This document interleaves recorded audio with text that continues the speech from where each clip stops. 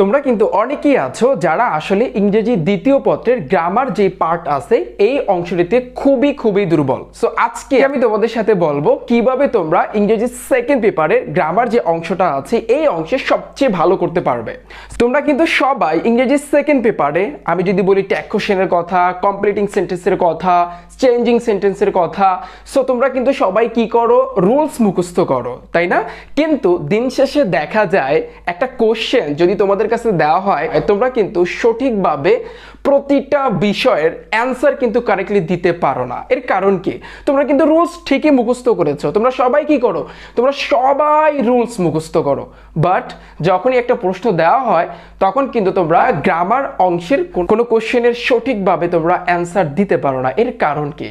এর কারণ হচ্ছে তোমরা কিন্তু ইংলিশ সেকেন্ড পেপারের গ্রামারের যে বিষয়গুলো আছে এই প্রতিটা বিষয় এখন পর্যন্ত ভালোভাবে বুঝতে পারো না।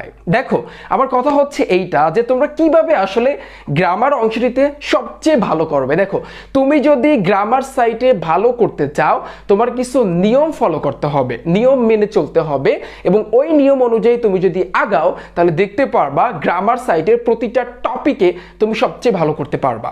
দেখো, আমি যদি বলি এই জায়গাতে তোমরা যদি লাস্টের দিকে তাকাও কি লিখেছে, right from a verb, narration, changing sentence, completing sentence, tag question. So এই যে প্রতিটা টপিক কিন্তু তোমাদের আছে, তাই না? এখন এই জায়গাতে আমি যে কয়টা টপিক আমি এখানে লিখে রেখেছি এগুলো যদি তুমি ভালোভাবে পারতে চাও তোমরা বলবা ভাইয়া এগুলো প্রত্যেকটা বিষয়ের জন্য রুলস আছে, আমরা কি করি, আমরা রুলস মুখস্থ করি, রাইট? সবারই কিন্তু রুলস মুখস্থ করতে হয়, কিন্তু আমি বলবো রুলস মুখস্থ করার আগে কিছু বিষয় তোমার আগে জানতে হবে বা মুখস্থ করতে হবে। কি কি?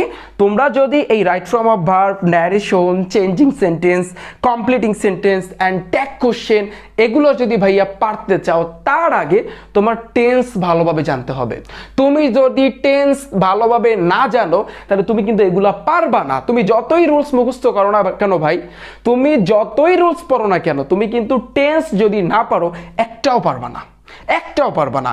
এবং টেন্স যারা পারে তারা কিন্তু বানিয়ে কিন্তু ইংরেজিও লিখতে পারে, হয়তোবা কিছু ওয়ার্ড মিনিং তাদের একটু মাথায় রাখতে হয়, ঠিক আছে? সো তোমার টেন্সটা একটু ভালোভাবে জানতে হবে যদি তুমি এই কয়টা বিষয় মানে ভালো পারতে চাও, ওকে? এরপরে টেন্স জানার আগে তোমার পার্সন সম্পর্কে একটু জানতে হবে। পার্সন তোমরা কিন্তু জানো, first person, second person, third person, right? এই পার্সনটা সম্পর্কে একটু ভালোভাবে তোমার জানতে হবে। পার্সন জানার আগে তোমার সিঙ্গুলার, প্লুরাল এটা সম্পর্কে ভালোভাবে তোমার জানতে হবে। তোমরা তো জানো যে সিঙ্গুলার মানে কি আর প্লুরাল মানে কি, এক বচন, বহু বচন, এটা কিন্তু সবাই জানো। তারপরও একটু ডিপলি, একটু ভালোভাবে তোমাদের কিন্তু জানতে হবে। তার মানে আমি কি বলেছি, ভাইয়া তুমি রুলস মুখস্থ করবা, আমি মানতেছি তোমরা কিন্তু সবাই রুলস মুখস্থ করো, তাই না? কিন্তু তোমাদের কাছে যখন একটা প্রশ্ন দেওয়া হয় তখন কিন্তু কারেক্টলি কেউ সঠিকভাবে, যারা ভালো, একেবারে ভালো স্টুডেন্ট তারাও কিন্তু হিমশিম খেয়ে যায়, তারাও কিন্তু সঠিকভাবে দিতে পারে না। এর কারণ কি? কারণ তারা বেসিকটা ধরতে পারে না। এইটা হইছে কিন্তু বেসিক। তুমি রুলস মুখস্থ করবা, আমি বলতেছি না যে তোমার রুলস মুখস্থ করা লাগবে না, তা বলতেছি না ভাইয়া, তুমি রুলস মুখস্থ করবা, বাট রুলস মুখস্থ করার আগে তোমার বেসিকটা ভালোভাবে জানতে হবে। সেই বেসিকটা কি? দেখো, আমি এই জায়গাতে যে কয়টা টপিক লিখে রেখেছি এইগুলা ভাইয়া রুলস পড়ার আগে তোমার টেন্সটা ভালোভাবে জানতেই হবে, বাধ্যতামূলক টেন্স জানতেই হবে। এবং টেন্স পড়ার আগে পার্সন জানতে হবে, তোমার পার্সন সম্পর্কে ধারণা রাখতে হবে। এই পার্সন জানার আগে তোমার সিঙ্গুলার এবং প্লুরাল এটা সম্পর্কে তোমার জানতে হবে। সো ইংলিশ সেকেন্ড পেপারের গ্রামার সাইটে তুমি যদি ভালো করতে চাও এই বিষয়গুলো তোমার মেনটেন করে চলতে হবে এবং এইগুলো তোমার একটু জানতে হবে। সো আমি এই যে প্রতিটা টপিক, সিঙ্গুলার বলো, প্লুরাল বলো, পার্সন বলো, টেন্স বলো, right from a verb, narration, changing sentence, completing sentence, tag question, so যা আছে ইংরেজি সেকেন্ড পেপারের ভিতরে, ইংলিশ সেকেন্ড পেপারের গ্রামার সাইটে সবগুলোর উপর আমি ইনশাল্লাহ আমি তোমাদের জন্য ক্লাস নিয়ে আসবো, মজার ক্লাস নিয়ে আসবো।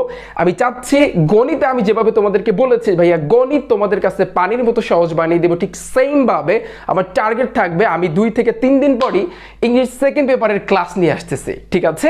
সো আমার টার্গেট থাকবে গ্রামার সাইটে তোমরা যেন সর্বোচ্চ মার্ক তুলতে পারো, গ্রামার সাইট যেন তোমাদের কাছে কঠিন আর যেন না লাগে, ঠিক আছে?